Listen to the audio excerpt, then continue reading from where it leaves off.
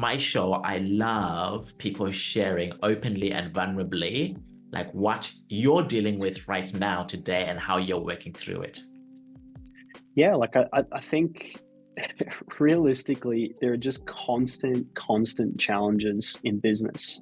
And really like when I look back at my life and I look back at this journey, it's just been a series of really big challenges that have almost crippled me, almost made me give up and stop moving forward. And it's just this constant process of dealing with that, picking myself up, and then moving myself forward. I think the biggest one that I'm dealing with now, and I alluded to this a little bit earlier, is so I've got, 20 years of all this crap that I'm dealing with. I'm sorry if I'm not allowed to swear on the Oh, yes, show. you can. Uh, so I've got, 20 years of all this stuff that I'm dealing with. I get through that. I spend the next 10 years working on myself, building up the business, trying to progress, trying to move forward and get to the next level. And I felt like I've dealt with so much of the things from my past. And then it was actually one of the things that you said, which was in one of our sessions, is like, James, it sounds like you were very enmeshed with your family. And I was like, what's enmeshed? Enmeshment? I've never heard of that word before. What is that? And you explained this concept of being so entangled in a family unit and you're so driven by guilt and obligation and groupthink that you can't think clearly. And it was like the penny just dropped and I'm like, oh my God, I've lived my entire life still within this groupthink and this warped way of viewing the world. This is a long way of explaining this, but I assure you this as a payoff. Looking through all of that, and I really thought, is there anything I'm missing with my family and my whole past and everything that I've experienced? And the thing that started to niggle in the back of my mind was I know nothing about my culture. Part of why growing up was so hard is because we didn't have money, turmoil at home, mental health issues, substance abuse, but also no community. I'm Indian. My background is Indian-Malay, and part of my culture is hugely connected to family and community.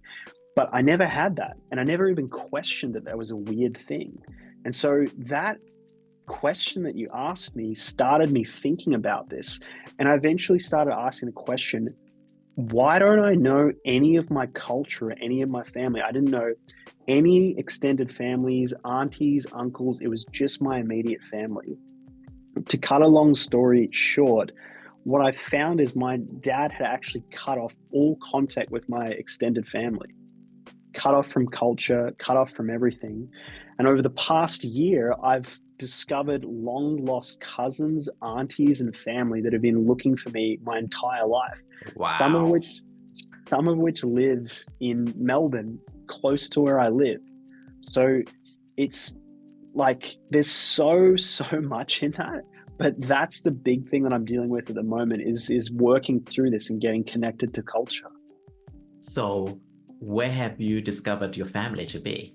So I've always just grown up in Melbourne. I've never thought about being a worldly person. I never thought Yes. about India or Malaysia, but it turns out I have my family grew up in Singapore. I have an auntie who lives in Malaysia, another auntie in the UK in London. I've got an auntie in France, and I've got another auntie in Melbourne, and I have cousins all across the world, one who lives in Estonia. Oh, that is crazy, James. Absolutely crazy. And so have you, it's such a big, this is huge. So are you reconnecting with them? How are you processing that? How does this impact your life? Yeah, so it's a great question.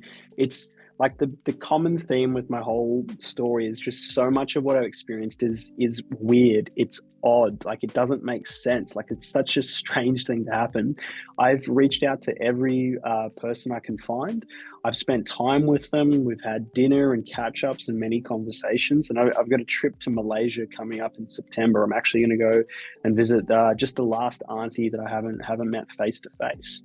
But yeah, it's been hugely emotional, huge impact. It's been a crazy piece of the story to deal with.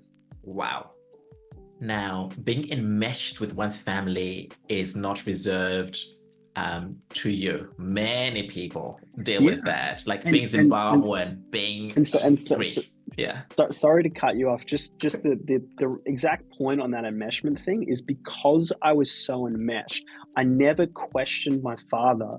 Why did you cut off connection? Why do I look Indian yet I have zero connection? I don't know how to speak the language. I don't know anything about those countries. I don't have any connected community, where in reality, part of that culture is this deep, deep connection to community. But I was so enmeshed that it never even crossed my mind to ask that question.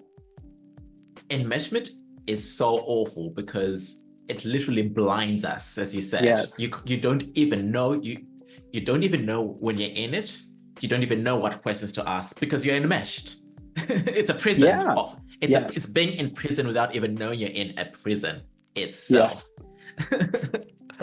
I'm And so so happy for you that you're going breaking thank through you. that. Thank you. And, I said a little bit earlier that I have this idea of following things through, like completing things, or what's the natural progression of things. And that's why I've reached out to all these extended family members to rebuild those relationships.